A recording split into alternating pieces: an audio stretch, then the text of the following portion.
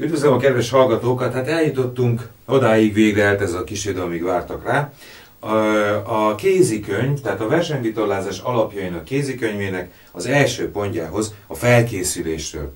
Hogyan is és miként lépjünk be a versenyvitorlázás világába, és egyáltalán mik az első lépések, amik ahhoz szükségesek, hogy ezt mind örömmel és a végén sikerrel is zárjuk. Egy 2007-es példát szeretnék megosztani önökkel, amely pont ide illik. Már minden megvolt, hogy részt vessünk a nagy körön, a Kékszalagon. Már csak a hajó aljának polírozása maradt. Vissza akarom nyökörögni, mely akár 2% sebesség növekedést is eredményezhetett volna számunkra. Na, ez elmaradt, elfelejtettük, nem foglalkoztunk vele, nem tartottuk fontosnak. Így vesztettük el az első helyet a Balaton legmeghatározóbb versenyén 85 másodperccel, lemaradva. Hölök tanulság. Minden aprónak tűnő dolog számít. Egy 2019-es példát is elmondanék. Egy hasonló, de a keleti medencében zajló versenyen, a Fehérszalagon vettünk részt. És elaludtam, nem értem oda a kikötőbe a megbeszélt időpontra. Balatonfüred távolságot le kellett hajóznunk, hogy odaérjünk a rajthoz. Rám várt az egész csapat. Mikor a hajóhoz értem, megnyugtatott a csapat, hogy odaérünk. Hát nem így történt, elkéstük a rajtot 5 perccel. A taktikát elfelejthettem, csak is a stratégiával törődtem, a csapat pedig a maximális sebességgel. Nem volt elég. Kategóriánkban negyedikek lettünk, 4,5 perccel lemaradva a dobogóról. Hát minden másodperc számít. A felkészülés, azaz a hajó és legénysége. A csapat felkészültségét jelzi a mérsékelt viselkedés és a munkamegosztás. Ha csak a gallérunkat tűrjük fel, nem fejlődünk. A hajó felkészültségi szintjét az egyenes, megfelelő dőléssel rendelkező és előfeszített árbóc és rendezett kötelek jelzik.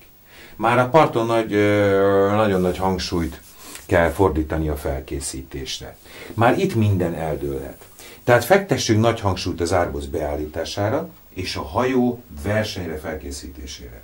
A vitorlák kötelek hajótest karbantartására nem tér ki a leírás, mivel azt feltételezi, hogy aki versenyző szeretne lenni, az tisztában van a jó hajós feladatköreivel, ha nem rendelkezik ezen alapokkal, azt a legénysége érzékelni fogja, azaz a csapat érzékelni fogja, és elveszti a tekintélyét. Egymás szemében a csapat, ha viszont túlzottan nagy tudású a kormányos, akkor viszont átesünk a hajó túloldalára, autentikusan fogalmazva. Összességében gondolkodjunk a felkészülésről, ne csak lépésről lépésre. A legapróbbnak tűnő dolog is számíthat, ezt ne felejtsük el. A hajó felkészítése pontokba szedve. Árbóc állítása közszabályai. Az árbóc nem dőlhet se jobbra, se balra. Az árbocnak mindig egyenesen kell állnia, még terhelés alatt is. Az árbóc hátradőlésének állítása hajó, vitorla, szélirány és szélerősség specifikus, de eléggé fontos. A vantnikat megfelelő mértékű nyúlásra állítjuk, előfeszítjük. A vantniknak beállítás után a vizen, terhelés alatt utána húzunk. Az árbóc nagy statikus terhelést elbír, viszont a dinamikus rántásokat nem bírja, a hajó árbócának beállítása milliméter pontoságú kell, hogy legyen. Végül jön a teszt és a kellő mértékű változtatás. A hajó aljának tisztítása. A hajót polírozzuk, vaxoljuk fel verseny előtt. Ha a hajó alja algagátlózott, akkor is mossuk le edzés és verseny előtt. Kötelező felszerelések megléte. Fontos ellenőrizni, mert az esetleges hiányoktól kióvhatókká válhatunk a futamból. Apró dolognak tűnik, de mégis semmisé teheti a sok befektetett munkát. A versenyzés extrém kihívásokkal teli, ezért a biztonság elengedhetetlen kritérium, ezt a célt szolgálják a kötelező felszerelések. A csapat összeállítása és ennek alapjai. Megfelelő számú csapatlétszám. Lényeges. Feladatkörök beosztása, azaz kiosztása, mind a kettő helyes, legalábbis szerintem. Felelősségi körök kiosztása, edzésnapok meghatározása, versenyidőpontok meghatározása, versenyengedélyek, felmérési jegyzőkönyv, klubtagság, versenylobogó, készletek. Ezek mind olyan pontok, amelyek nem mindig kellenek, de jó, hogyha erre is megpróbálunk odafigyelni. Akkor nézzük. A csapatépítés.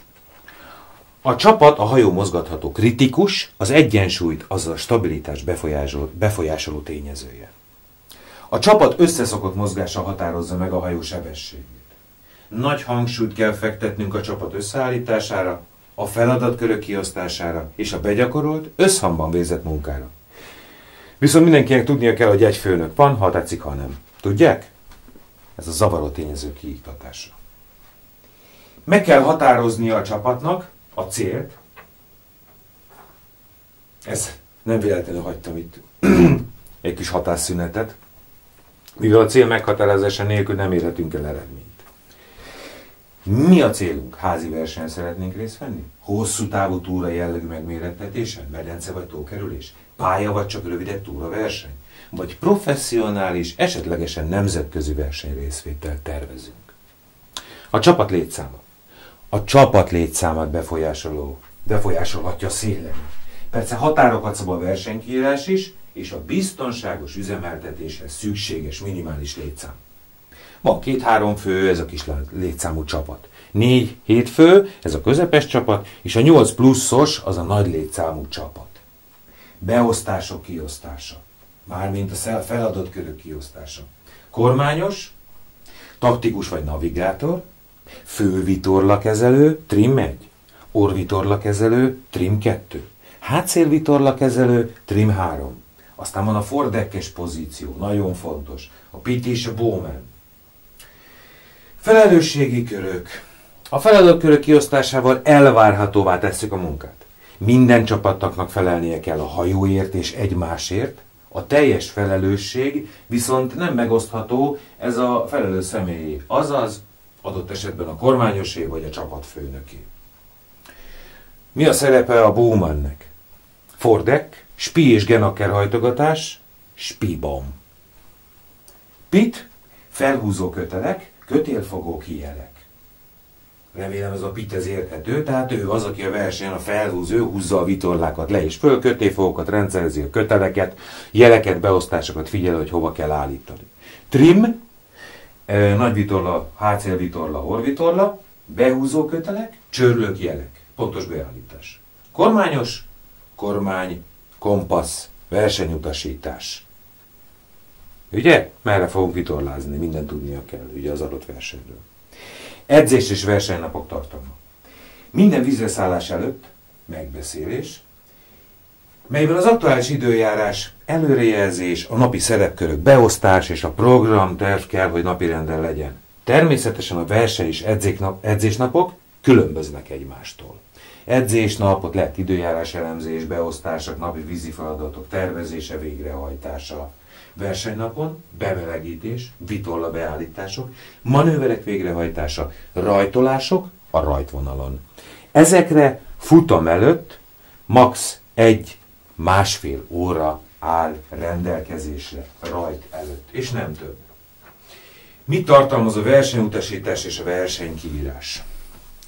A hajó felelős személyének mindent fejbe kell tartani a pálya kitűzéséről, bolyák helyzetéről, biztonsági információkról, hogy a futam teljesíthető legyen. Az ő felelőssége továbbá, hogy a hajó időben a rajtvonalon legyen. A versenykírás az alapinformációkat tartalmazza az adott versenyről, melyet jó esetben 30 nappal közzétesz a versenyrendező iroda. A versenyutasítást jó esetben pár nappal teszik elérhetővé, ebben minden navigációs és biztonsági vonatkozó előírás megtalálható.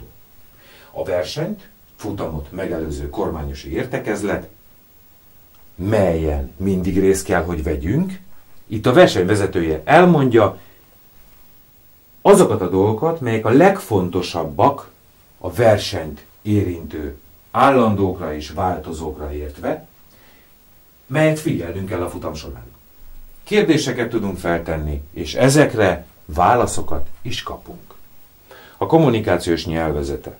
Mint ahogy látszik itt a felolvasás közben, nekem is van a nyelvezettel gondom, néha elakad a nyelvem, és egyes szavakat elharapok, ezért elnézést. Felesleges felkészülések nincs, felesleges feszültségnek nincs helye a hajón. A személyes problémáinkat a parton hagyjuk, úgyis megvárnak minket. Amilyen a főnök, olyanok a beosztottak, szokták volt mondani. Tömörítenünk kell a lényegre, rövid vezényszavakat adni, érzelemmentességgel kommunikálni. Narrátorra nincs szükség, hogy mi történik, mindenki látja és érzékeli a hajón, közepes hangerő, nyugodt hangnem, szorítkozni kell a szükséges, minimális szakmai nyelvezetre, mert mindenkinek egyértelmű. Kommunikáció a csapattagok között. Beszélgessünk sok a csapattársainkkal, hogy megértsük motivációkat, felmérhessük erősségeiket és hiányosságaikat, így elősegíthetjük a hatékony munkamenetet. Az elvárhatóság a személy képességei múlik. Erősítsük egymás önbizalmát, a hibákat beszéljük át, de ne ismételgessük. A vitorlaállítók egymás között cserélnek információt és a kormányossal.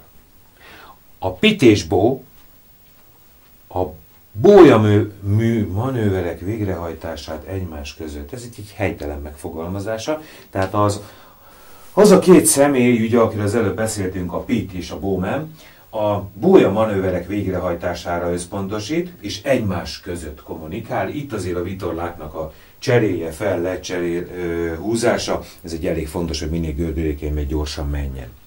A kormányos a taktikai manővereknél az utasítást, a taktikus navigátor a kormányossal cserél információt. Ezt tartalmazza az első rész.